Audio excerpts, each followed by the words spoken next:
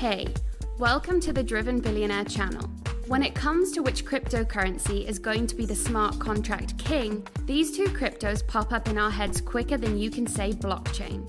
In this video, we are going to compare Cardano and Ethereum 2.0 and see which one is the best between the two. A disclaimer alert is now in effect. This video is for informational purposes only. We recommend you to always seek professional advice. Let's start. Number 5. Bittersweet relationship. Cardano and Ethereum have had a bittersweet relationship throughout their history. Vitalik Buterin is the leading mind behind Ethereum, which in fact was co-founded by a group of 6 people, with one of them being Charles Hoskinson. In 2014, Charles left Ethereum due to a disagreement with Vitalik over Charles wanting Ethereum to be a for-profit project with backing from VC firms. If you want to know more about VC firms, check out our video on 5 crypto VC firms and their funds. The link is in the top right of the screen and also in the description. Now let's get back to it. After he left, Charles created a software engineering company called IOHK a couple of years later. It was IOHK that developed Cardano's blockchain technology and still oversees Cardano's advancement, along with the Cardano Foundation and Emergo. Similarly, Ethereum's development is handled by Consensys and the non-profit Ethereum Foundation. Most of the development done by the Ethereum Foundation is through rewarding individuals and companies by giving out grants to those who build valuable apps or infrastructure on Ethereum's network. The entire crypto community has their eyes on both Cardano and Ethereum as they are working on developing new projects and technologies, which leads us to our next point. Number 4. Technology. When it comes to technology, Cardano and Ethereum have a very different network structure, even though both of them are proof-of-stake cryptos. The Cardano platform operates on the Ouroboros consensus protocol, and that allows users to make a few hundred transactions per second. Cardano wants to raise that number, and in order to do that, they will introduce the Hydra scaling solution. This will increase Cardano's transactions per second to 1 million TPS for every 1,000 pools, with individual transaction speed improving. Also, Cardano blockchain is built as a 2-layer technology. The first layer is the Cardano settlement layer, where all the records for native assets in ADA are registered. The second layer is the computation layer, which was built to run Cardano smart contracts once they go live. On the other hand, Ethereum 2.0 has a shard chain structure and uses a consensus algorithm called Casper in order to run it. Casper's mechanism will be delivered via the beacon chain, a separate but connected chain that runs parallel to the shard chain. The beacon chain will be the system chain for Ethereum 2.0. Its main responsibilities will be to store and maintain a registry of validators to process crosslinks between itself and the shard chain. This setup will allow Ethereum 2.0 to make 100,000 TPS with improved speed as well. These technologies are no doubt mind-blowing, and it will be amazing to see how these companies will develop these projects, which takes us to our next point. Number 3. Development.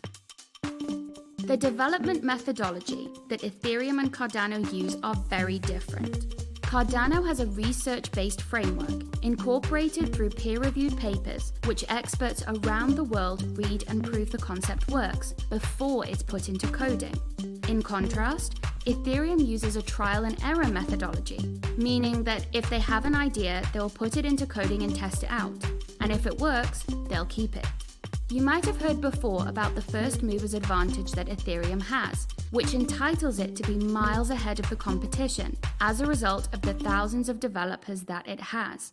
However, as Charles loves to point out, having first mover advantage isn't everything. Take Samsung, for example.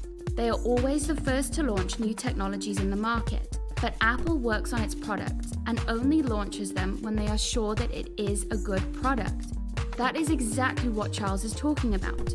Even though Ethereum has the first mover's advantage, it doesn't necessarily guarantee success, and they could still lose market space to a well-developed and tested technology.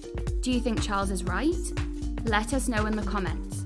Vitalik has announced earlier this year that Ethereum would be fast-tracking the docking phase, which is when Ethereum 1 plugs into Ethereum 2.0 as a shard chain. This means that Ethereum's TPS would improve and fees would practically disappear. Despite it having a development advantage over Cardano, its contract functionality release date might be the end of this year or as late as the beginning of next year, while Cardano's is set at August this year. Number 2. Staking. There's a big difference between staking Cardano and Ethereum 2.0. Even though Ethereum 2.0 hasn't been launched for public use yet, it has already had validators staking it on the Beacon chain since the end of last year. Like Cardano, rewards vary based on how full the staking pool is, but as of now, investors can expect around a 6.5% yearly return. In contrast to Cardano, investors should keep in mind that when staking Ethereum 2.0, the funds cannot be unstaked for years to come. Validators will have to leave them staked until phase 1.5 of Ethereum 2.0 launches, possibly for even longer, therefore making staking it more risky. Having said this, it could also make it safer due to the lockup period, as the protocol would have slashed your funds if the validator breaks the rules or goes offline. When it comes to staking Cardano, users can stake the ADA token in staking pools on the officially approved Daedalus and Aurora wallets.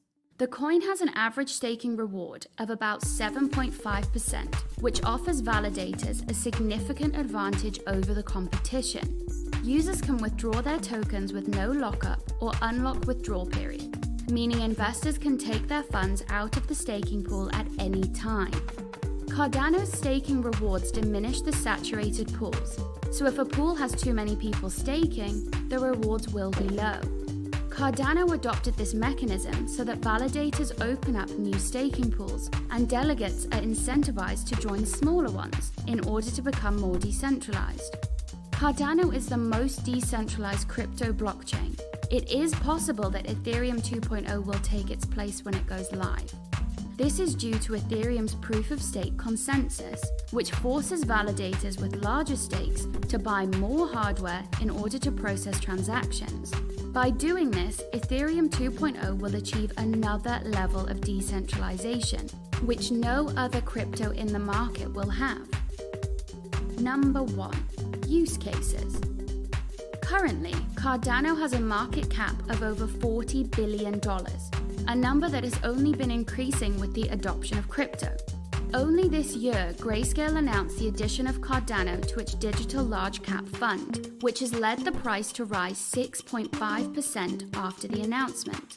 Cardano's target markets are the African, Southeast Asian, and Latin American users, as it hopes to deliver a banking system to those who don't already have access to it.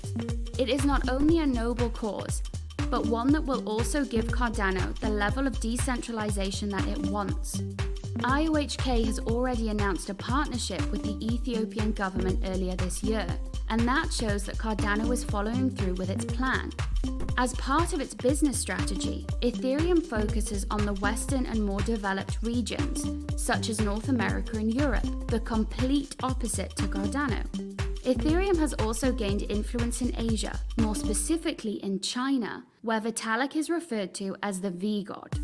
Despite the Chinese crypto market being one of the largest in the world, it has been reduced massively as the Chinese government cracks down on cryptocurrencies.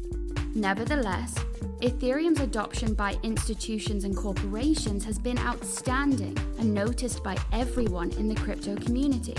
Just so you have an idea, there are already 4 Ethereum ETFs being traded in the Canadian stock market, and the number of ETFs is likely to increase with the launch of Ethereum 2.0. As if that isn't good enough, the European Investment Bank issued 2-year bonds on the Ethereum blockchain, and that can lead to a broader public sector adoption.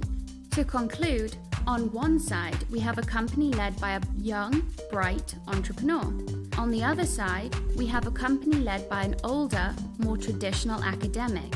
Both are trying to solve the same problems with different approaches, as well as in different markets. Ethereum is the best option for the short term. but Cardano can still come out on top in the long term. There is no rule when it comes to investing, so an intelligent investor should consider the possibility of holding both cryptos in their portfolio rather than choosing one or the other. Hope you guys have liked this video, and if you did, please smash that like button and subscribe to our channel so you don't miss any videos that we put out. Also, check out the links in the description for ebooks, courses, and other affiliated products. See you guys next time. Take care.